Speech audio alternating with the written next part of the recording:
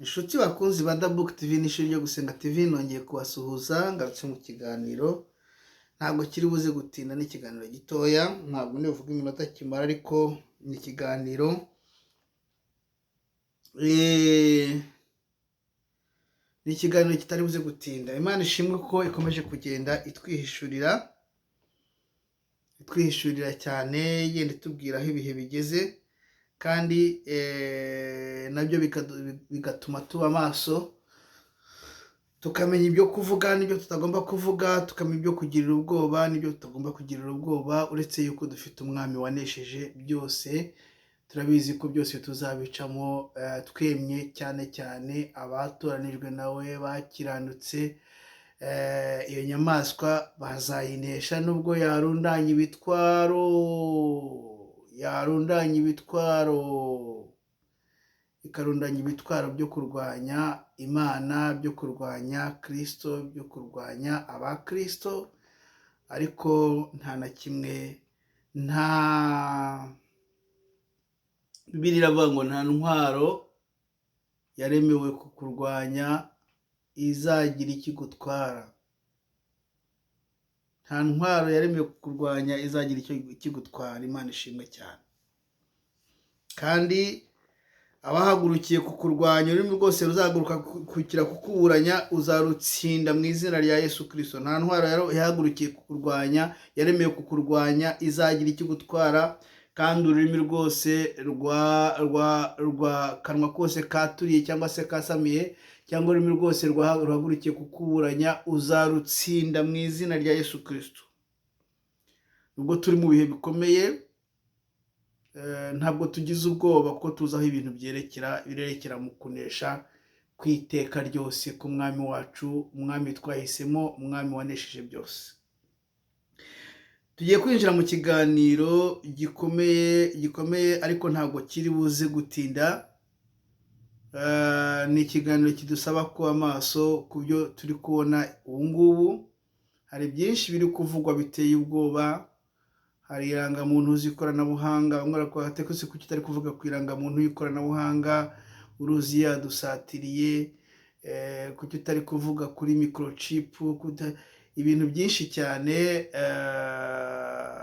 biri kwerekanwa. Ni intwaro nyine zahagurukiye kuturwanya, ariko uko bimeze, Imana yacu yabanye natwe, yagiye itwigisha, yagiye itubwira aho ibintu byerekera. Turabizi neza rwose ko Satani yadutera ubwoba. Hari amatangazo agenda ahita y'abamondiyaliste nyine n'abasataniste, abateguye za covid, abashaka kuzana antikristo. Bamwe babiparticipamo batabizi, bari kuvuga ko bavuga ubutumwa bwiza, babiparticipamo. Abandi bakabikora bari kuri gahunda nyine, ubwoba bugataha abantu.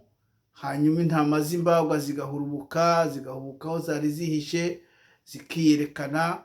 Bamwe bakavuga bati n'ubundi ndabona ntacyo tuzashobora, n'ubundi intambara ntabwo tuzayishobora, nimureke twirire twinywere, nimureke twikorere ibyo dushaka byose, n'ubundi urugamba twamaze kurutsindwa kera. Nahoze numva ikiganiro Antoine Rutayisire yakoreye kuri channel yitwa Komera TV, uko yavugaga n'umunyamakuru uko yamubazaga, wumva harimo desespoir ikomeye cyane.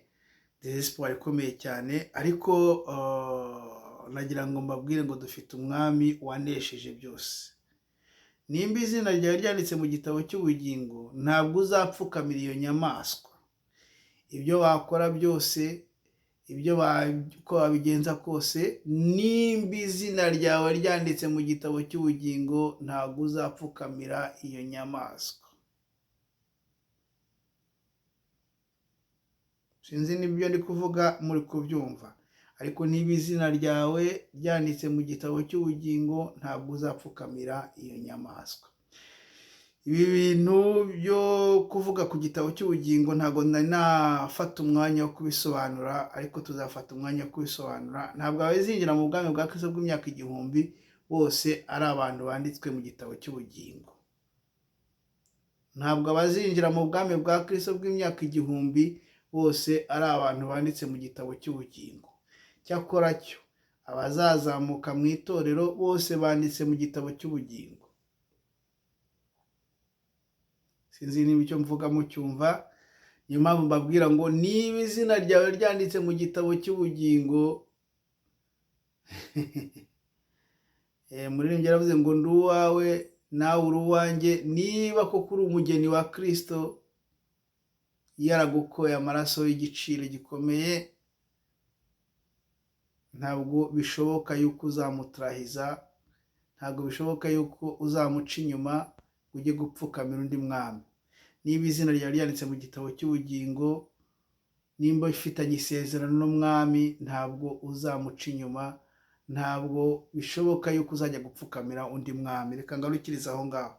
Abantu barambwira kuko utari kuvuga ku irangamuntu y'ikoranabuhanga. Ese wagize ubwoba? Hoya, ntabwo nagize ubwoba, ahubwo mfite ibanga. Mfite ibanga rikomeye, ntari buvuyire aha ngaha, ariko mfite ibanga. Mfite ibanga. Imana ishimwe cyane yuko igenda itwihishurira, ikagenda iturasira, ikagenda itubwira ngo nimuhumure, nimuhumure, nimwigumire munsi y'urutare. Ibivugwa byose, intambara, amakuba, ibyorezo, ibintu byose bivugwa, mumenye ko ari amatangazo. Ni amatangazo y'abamondialiste, nk'uko Jacques Attali yavuze, akavuga ati buriya gutera ubwoba birabarisha cyane. Nidutera abantu ubwoba, abazasohoka mu isenga, abazasohoka aho bihishe, bakaza birukanka bashaka bya bisubizo byacu twashyize hariya, tuzaba tumenya ko aribo bacu, kuko ntabwo twafata igihe cyo guha tesite cyangwa ikizamini abantu 8 miliyari batuye isi ngo tumenye abacu n'abatari abacu. Satani rero ari kurundarunda intama z'imbagwa. Arazirundarundisha iki? Amafirimbi. Arazirundarundisha iki? Induru z'intambara. Niyo mpamvu babwira ngo kure y'induru z'abarasa n'abavoma amazi. Arazirundarundisha iki? Ibihuha.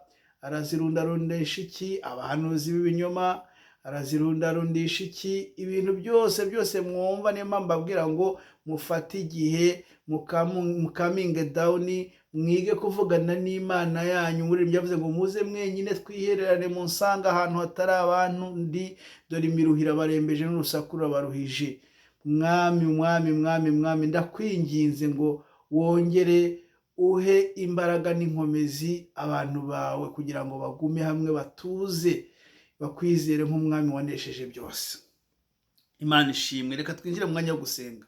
Mana, turagushimye, turaguhimbaje, tugushimiye ko ukomeje kubana natwe, tugushimiye ko ukomeje kutwiyereka, tugushimiye ko utaturetse, tugushimiye ko ijambo ryawe ari ry'ukuri, tugushimiye ko abafite ibindi bitari ijambo ryawe mwami, nubwo bwose bavuga bakarangurura, nubwo bwose bahabwa mikoro, nubwo bwose bahabwa platforme, ariko twebwe dufite ijambo ryahanuwe rito ibyo bintu byose gukomera, kandi twagize neza kuko twaryumviye, kuko rimeze nk'itabaza rimuri kacuza umwijima, rigakesha ijoro, rikageza igihe inyenyeri y'umutuku turiza mu mitima yacu. Iryo jambo rero turarifite, iryo jambo tugendana naryo, iryo jambo niryo riduhumuriza, iryo jambo niryo riduha inkomezi, iryo jambo niryo duhagazemo duhamya yuko ntacyo tuzaba, ko nta ntwaro yaremeye kuturwanya izagira ikidutwara, kandi ururimi rwose rwahagurukiye kutuburanya mu izina ryawe tuzarutsinda. Turagushimye kuri Imana yumva. Reka duceceke n'ubwandiza ubwoko bwawe, tusabye mu izina rya Yesu Kristo, amen. Ejo nabakoreye ikiganiro ngaruka ku magambo yo muri Daniyeli ibice 11 umurongo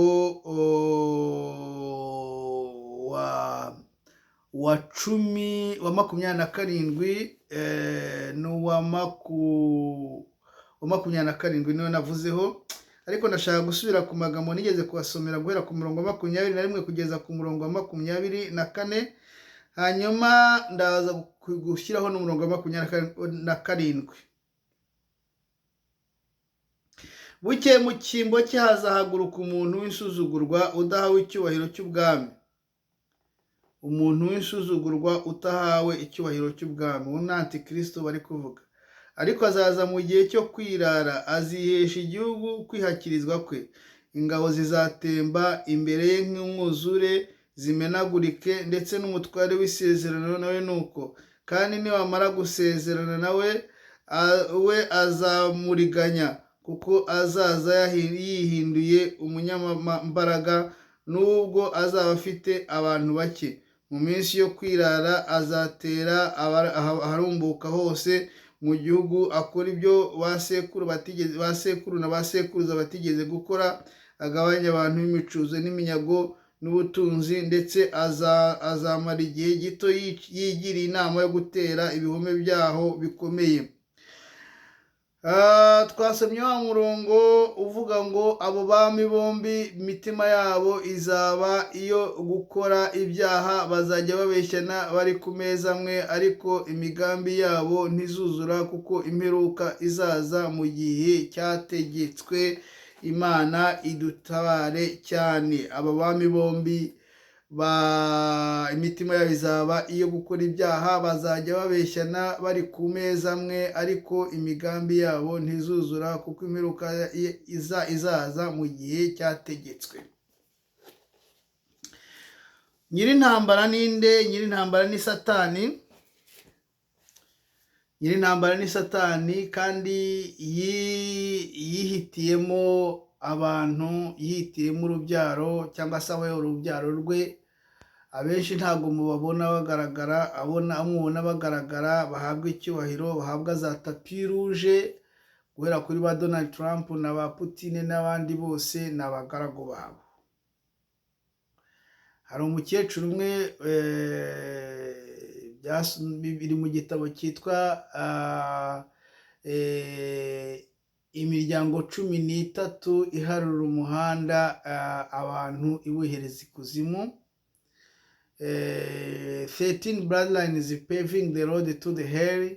Ni imiryango 13 irimo abaruciridi, irimo abarokifera n'abandi, ntabwo nirwa mbavuga. Umukecuru umwe ubyara abarokifera niwe wigeze kuvuga ati abahungu banjye nibo bangira intambara. Abahungu banjye nibo bangira intambara. Iyo bavuze bati intambara nizihagarare, zirahagarara. Iyo bavuze bati intambara nizikomeze, zirakomeza. Ba nyiri intambara rero niyo mpamvu bari aba Donald Trump bari kuvuga biriya, na ba Netanyahu n'abandi bakabivuga kuri, ariko atari bo biyobora. Ba nyiri intambara barahishe, nta nubwo baboneka muri ziriya nama za Nations Unies. Nta gipapuro na kimwe bajya basinyaho, nta na gito. Ntabwo uzabona ku mateleviziyo biyamamaza. Ni abantu nyine bari connected kuri Satani ubwe, kandi Satani ijambo ry'Imana rivuga ngo yaje kwiba, kwica no kurimbura. Ba nyiri intambara nibo bohereza umuhungu wabo kuzihagarika, azaza. Kandi ngo azaza mu gihe cyo kwirara, niko rya jambo rivuga. Ijambo ry'Imana riravuga mu Matesalonike ba mbere igice cya 5 umurongo wa 3 ngo ubwo bazavuga bati ni amahoro, nta kibi kiriho, nk'uko babandi bahoze bavuga bati Donald Trump yavuze yuko nta ntambara ya gatatu iza. Donald Trump se ni iki? Donald Trump se ni iki? Donald Trump ni iki? Donald Trump yavuze ko nta ntambara ya gatatu izaba. Yarayivugaga rero nkumva birashekeje, kandi ryajwi ryari ry'abasazi. It's not gonna happen. If you are clever, if you are intelligent, it's not gonna happen. Urumva ko nawe yashyizemo kamugobeko ngo nitugira ubwenge ntabwo iyo ntambara izaba. Ni bande bafite ubwenge kuri iyi si? Abaje kuyobora ibihugu muri ibi bihe bya nyuma, ninde ufite ubwenge?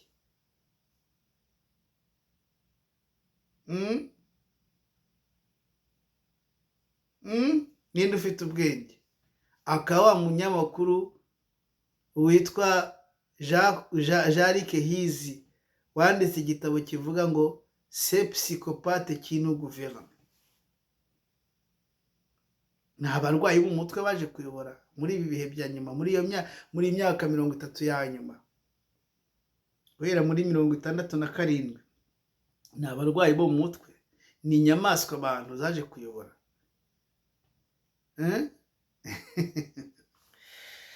Ese mwari muzi yuko hejuru ya 50% y'abayobozi bari kuyobora ibihugu biri strategique n'uduhugu dutoya turimo, nirwa mvuga n'amazina y'utwo duhugu, hejuru ya 50% y'abantu baje kuyobora ibihugu biri strategique, hejuru ya 50% ari amakluni.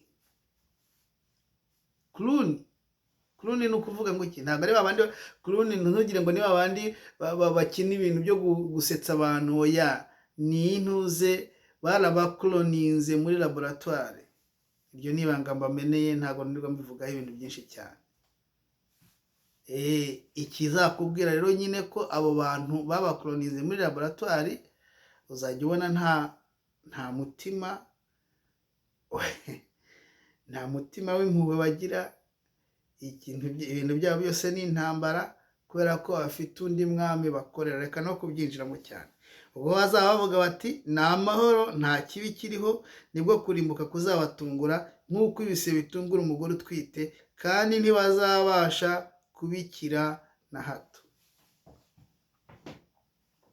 Uyu rero umugabo Donald Trump avuga ngo ntabwo intambara ntabwo izaba rwose. Abatarabuje intambara ya kabiri ya mbere kuba y'isi yose kuba, ntibabuze intambara ya kabiri y'isi yose kuba, ntibazabuze intambara ya gatatu y'isi yose kuba. Sinzi aho mpera, ariko ngiye kongera kubasomera iretere ya ntuze ya Albert Pike. Albert Pike yari umuframaso ukomeye wo ku rwego rwa 33e dogere, no kuri dogere ya 33, yari yandikiye uwo bita Giuseppe Mazzini, undi muframaso ukomeye wo mu Butaliyani. Albert Pike yari umukomanderi souverain w'umuframaso w'umwekoseze wo muri framasonnerie ekoseze, akaba ari agent majeur des Illuminati. Akaba yaranditse iyo letere mu 1871, akandikira undi muframaso w'Illuminati ukomeye witwa Giuseppe Mazzini, wari uwo muri ntuze wari umutaliyani, amusobanura uko intambara zizakurikirana n'uko iza mbere zagenze n'icyaziteye. Aravuga ngo la troisième guerre mondiale doit être fomentée en utilisant les divergences que les agents tuent, cyangwa se les agents, terme utilisé par le protocole de Toronto. Les agents bavuga les agents muri protocole de Toronto, ariko ni les agents des Illuminati at zero entre les sionistes politiques et les dirigeants du monde musulman.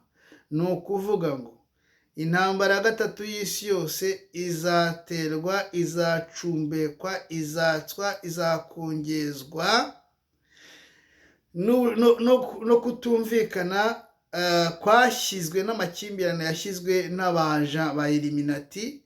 Ayo makimbirane akazatswa hagati y'abasioniste politike ba Netanyahu n'ababayoborana nabo, n'abandi bari inyuma ya ba Netanyahu, n'abayobozi b'ibihugu by'abayisilamu.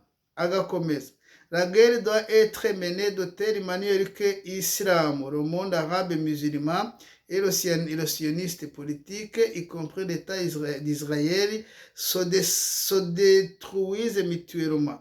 Ngo intambara igomba kuremwa ku buryo isilamu cyangwa se isi y'abarabu, ibihugu by'abarabu b'abisilamu, nationisme politique, harimo na leta ya Israel n'abari inyuma bose, sibyo, harimo na leta ya Israel n'abari inyuma bose, ngo bicana barimburana hagati yabo bagashira.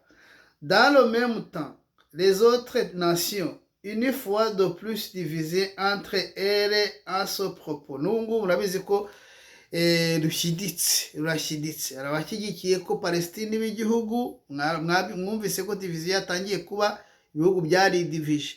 Hari ibishyigikiye ko Palestine y'igihugu cyigenga, hakaba n'ibidashyigikiye ko Palestine b'igihugu cyigenga. Deja diviziyo yamaze kuba naho yabaye divize, naho gucikamo ibice kwajemo nyine. Hari abashyigikiye ko Palestine iba igihugu cyigenga, hakaba n'abadashyigikiye ko Palestine iba igihugu cyigenga. Ni bande bafite ukuri, ni bande badafite ukuri, ntimwumbaze, ariko uko byagenda kose byabereyeho kugira ngo bazarwane mu bihe bya nyuma.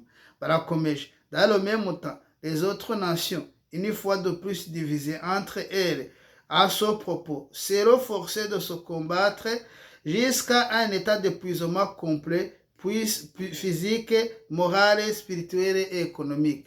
Ku rundi ruhande, ibihugu byamaze kwigabanyamo kabiri, ku byerekeye ikibazo cy'abayisilamu n'abayahudi, bizarwana hagati yabyo kugeza igihe bicikiye intege kompletoma mu buryo buri fizike, mu buryo fizike n'ubuvuga n'abantu babishizeho, mu buryo buri morale, nta kinyabupfura cyangwa se umuntu busigaye hagati yabo, mu buryo buri spirituel n'iby'Imana basigaye bibaza ibyo ari byo, no mu buryo buri economique n'ibijyanye n'ubukungu. Nous rachèrent les nihilistes, les athées, et nous provoquerons un formidable cataclysme social. Nihilisme ni abantu b'iburaburyo badafite umuco namba, ngo tuzabarekura noneho. Les athées ni abantu batembera Imana namba, barimo abarusiya birumvikana. Et nous provoquerons un formidable cataclysme social qui, dans toute son horreur, montrera clairement aux nations les effets de l'athéisme absolu à l'origine de la sauvagerie, de plus sanglants et de chambardement. Ngo tuzarekura aba bantu b'iburaburyo n'abatizera Imana n'imwe, bazakora ikintu cyitwa icyago karundura, ariyo ntambara ya Armagedoni. Hanyuma abantu bazasobanukirwa neza kubaho nta Mana icyo bisobanura. Puis tous les citoyens obligés de se défendre et même contre la minorité révolutionnaire mondiale extermineront les démolisseurs de la civilisation et les masses dessus de la chrétienté dont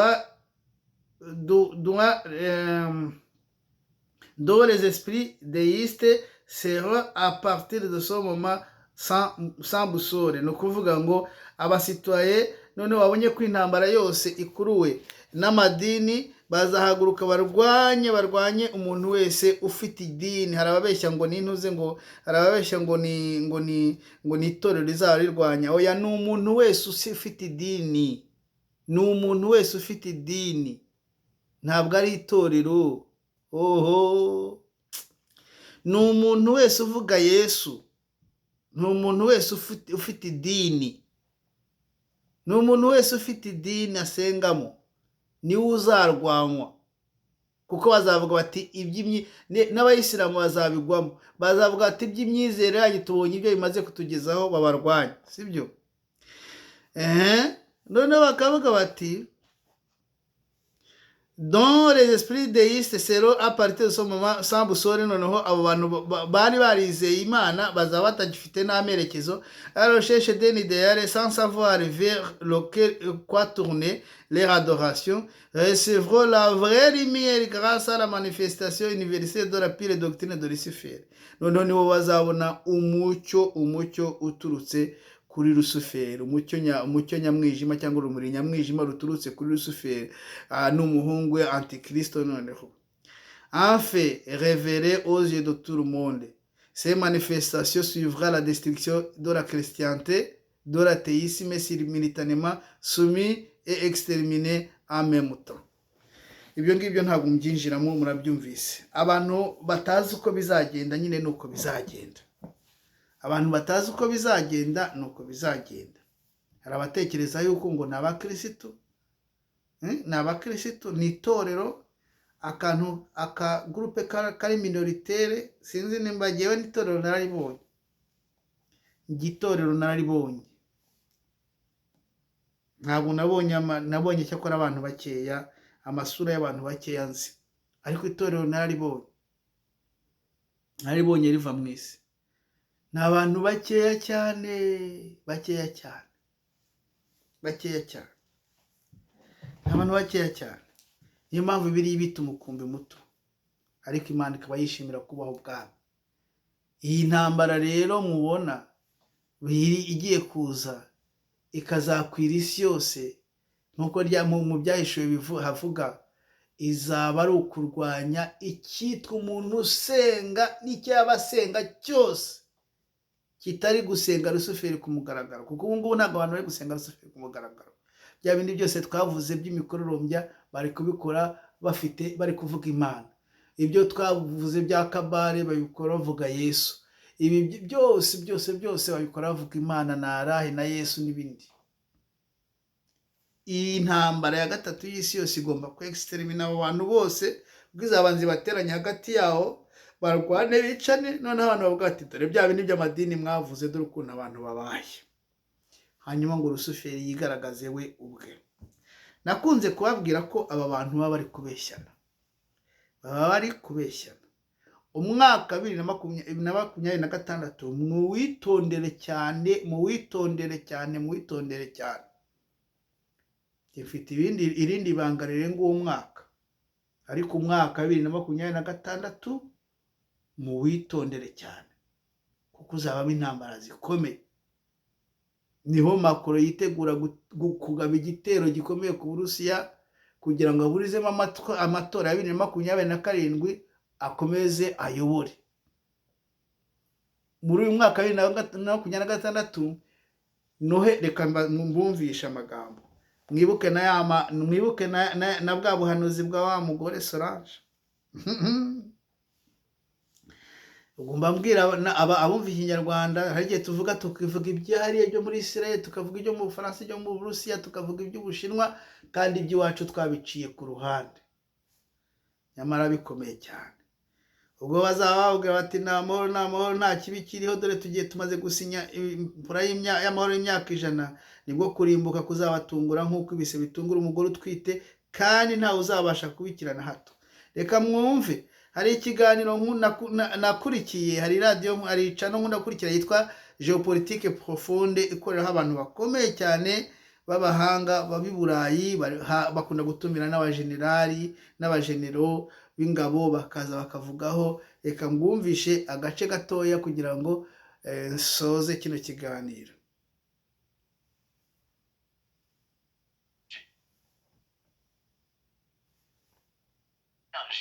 Je vais lire ce paragraphe où vous en parlez.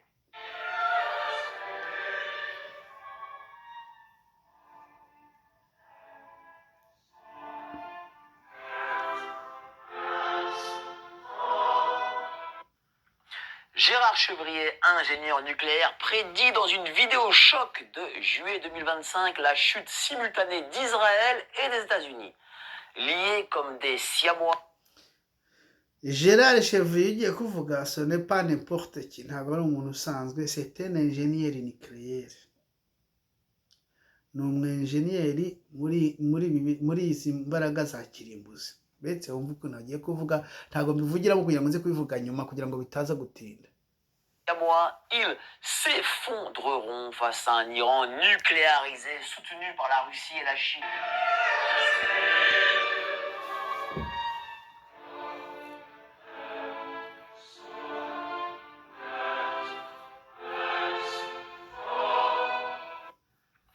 Gérard Chevrier, ingénieur nucléaire, prédit dans une vidéo choc de juillet 2025 la chute simultanée d'Israël et des États-Unis.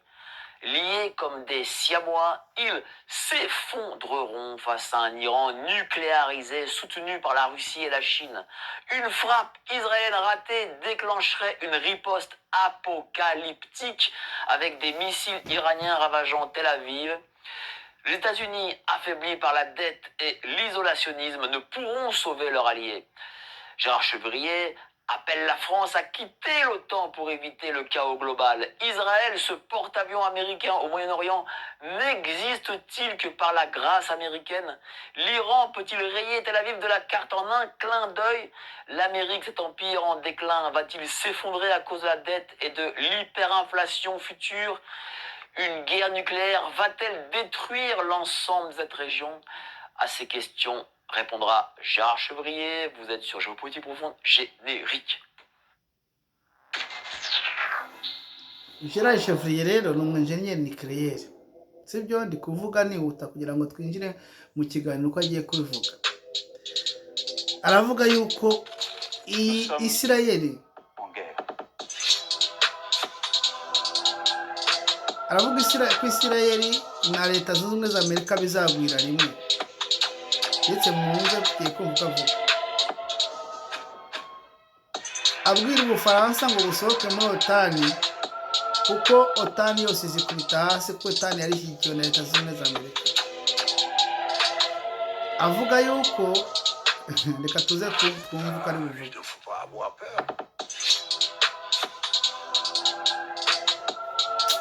Reka mbyihutishe bino bintu. L'Iran avant Noël. Oui, là c'est tout proche. Par exemple, pourquoi il est possible que Pour vendre, continuer à vendre, évidemment, tout le lobby de la production du matériel militaire, il était vraiment circonstance, la Turquie, tout simplement, réseau du lobby de la finance. D'ailleurs, quand il envoie Steve Witkoff pour négocier, à la place d'envoyer Marc Rubio, qui est quand même celui qui a officiellement la charge, ce qui va se passer. Moi, j'avais prévu, vous pourrez le lire, que Donald Trump serait réélu avec une mission très précise. Ce serait celle de bombarder l'Iran. Et donc, j'avais prévu qu'il serait réélu en novembre 2024, alors que j'ai écrit ça en juin 2022. Et pour moi, c'est très clair que c'était le seul qui pouvait accepter de faire ce bombardement sur l'Iran. Évidemment, les démocrates auraient refusé et Donald Trump est complètement soumis au lobby de la finance, avec bien sûr l'EPAC qui est le sommet de la pyramide du lobby de la finance. pour vous, il est vraiment soumis Donald Trump parce qu'il a parlé de fin de l'État profond. Pour vous, c'est que des paroles? Non, il est, si vous voulez, il ne doit sa richesse qu'au réseau du lobby de la finance. Ils l'ont sorti 2 fois d'une faillite et parce qu'il est dans ce réseau, on lui donne des affaires qui sont juteuses et donc il a entretenu sa fortune, il a accumulé sa fortune grâce à ce réseau du lobby de la finance. D'ailleurs, quand il envoie Steve Witkoff pour négocier, à la place d'envoyer Marc Rubio, qui est quand même celui qui a officiellement la charge de négocier et de représenter les États-Unis à l'extérieur, il envoie Steve Witkoff. Pourquoi? Parce qu'il fait partie de la même loge, en quelque sorte, que lui à New York. C'est un promoteur immobilier qui se connaissent depuis peut-être 50 ans, et donc ils font du business ensemble, et évidemment, il a confiance en lui, il l'envoie pour négocier avec les Iraniens, et puis ensuite, entre-temps, vous avez l'EPAC qui dit non, on n'est pas d'accord là-dessus, on ne va pas faire ça, et donc ils font marche arrière. À chaque fois, on voit pourquoi? Parce que vous avez un groupe qui pousse pour faire quelque chose, et puis un autre qui dit non, on ne va pas faire ça. Vous avez l'exemple avec la réunion qui a eu lieu en Alaska, et donc où là, il était vraiment question que les Russes, tout ça, on allait arrêter. Puis maintenant, il fait marche arrière, et virage à 180 degrés. Ils vont évidemment faire payer les Européens pour vendre, continuer à vendre. Évidemment, tout le lobby de la production du matériel militaire est intéressé à ce que la guerre en Ukraine continue.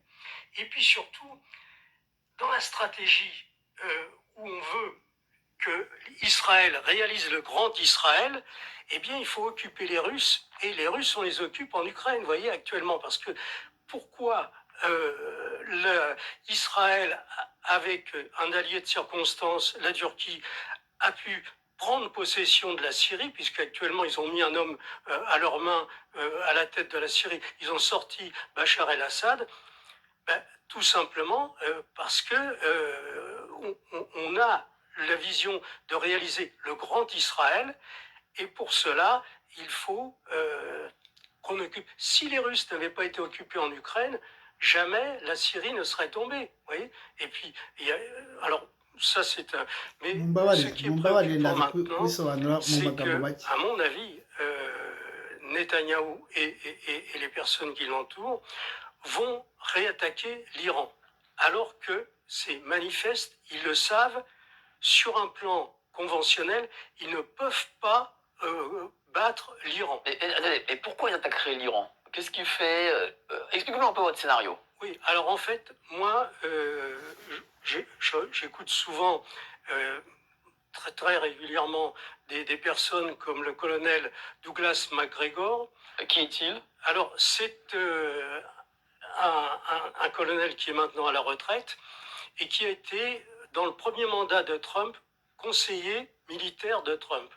Mais c'est surtout quelqu'un qui a un passé remarquable dans la guerre en Irak, où il a fait vraiment il s'occupait des attaques avec un régiment de chars, il a fait des choses assez extraordinaires. C'est un vrai stratège, hein. C'est un homme qui a non seulement un très haut niveau sur le plan de la connaissance militaire, mais qui a également des connaissances sur le plan économique, stratégique, etc. Donc il est très intéressant. Vous avez donc celui-ci, vous avez également Alistair Crook, qui est un ancien du MI6 et également ancien ambassadeur d'Angleterre au Moyen-Orient. Il parle hébreu, tout ça, et donc il est vraiment... Ça, c'est des gens qui sont toujours en contact avec des personnes qui sont dans l'activité. Il y en a un autre qui est remarquable, c'est le colonel Lawrence Wilkerson. Ces trois personnes sont convaincus que Israël va attaquer l'Iran avant Noël. Vous voyez, là c'est tout proche. Pourquoi ils attaqueraient l'Iran avant Noël? C'est pour leur plan futur? C'est-à-dire qu'eux ont des sources, si vous voulez, ils sont en contact avec des militaires d'actifs qui eux ne peuvent pas parler. Hein. Ils ont formé pendant qu'ils... ntabwo nashaka kubivuga byose, ntabwo nari naciyemo agace keza kugira ngo kabisobanure. uyu mugabo Setene ni umwenjeniyeri muri ntuze muri geniyeri nucléaire, muri ubu butabire butanga ibitwaro bya kirimbuzi, ni umuhanga muri byo. Akaba yaranditse igitabo ntabwo nabashije natumye bigeraho kuko byaba birebire. Igitabo giprediza ibi bintu byose uko byagiye bikurikirana. Ubwo akavuga ko yivugiye yuko mu gitabo cye ko Donald Trump azongera agatorwa, kandi koko yaratowe. Kubera iki agomba gutorwa? Kuko niwe wenyine ushobora kwemera kurasa Iran. Niwe wenyine ushobora kwemera kurasa Iran kubera lobby arimo, kandi misiyo yagombaga kurasa kuri biriya bitwaro bya kirimbuzi. Uyu mugabo yarabivuze muri icyo gitabo cye, kandi koko yarabirashe. Arangiye aravuga ati, nagiye numva abajenero bakomeye, yagiye avuga amazina, uwo bitwa Douglas Montgomery, nimba ari Montgomery sinari numvise neza irindi zina, n'abandi bajenero bakomeye batatu. Aravuga ngo yumvise bo bivugira yuko nubwo ejo bundi intambara ya Iran na Israel byahagazeho gatoya, byatujeho gatoya, ariko Israel izongera kurasa muri Iran mbere ya Noheli y'uyu mwaka wa 2025. Iyo ntambara yo nizakomera ibe mbi cyane. Abantu mutekereza yuko Israel yaba yarahagaritse bya bitekerezo byayo byo kwagura ngo bigire Israel ni gara Israel, kandi deja yari maze kwigarurira intuze Syria, akavuga yuko na biriya bintu byo guteranya Uburusiya na Ukraine kwari kugira ngo bahuze Uburusiya bwe bugiye kuri iriya ntambara muri Ukraine butaza gutabara Syria, kuko gahunda ari ukwagura buriya butaka bwa Israel bugafata ahandi hose. Nigeze kubabwira uduce dufata ku bihugu bigera muri 5 byose.